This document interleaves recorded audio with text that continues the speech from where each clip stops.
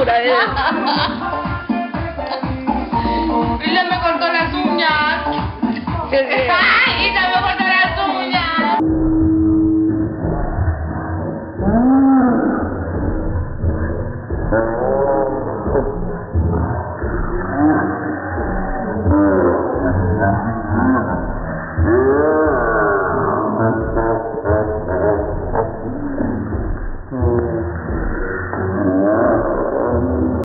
Chao. Gracias por todo. Chao, dale, nos vemos para mañana. Hasta luego. Chao. Hasta el domingo.